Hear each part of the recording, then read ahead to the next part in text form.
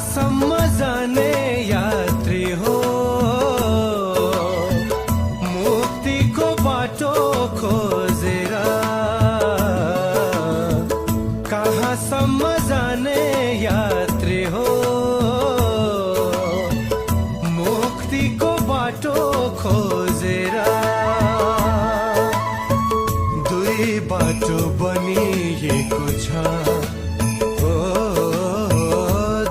बाटो बनिएको छ।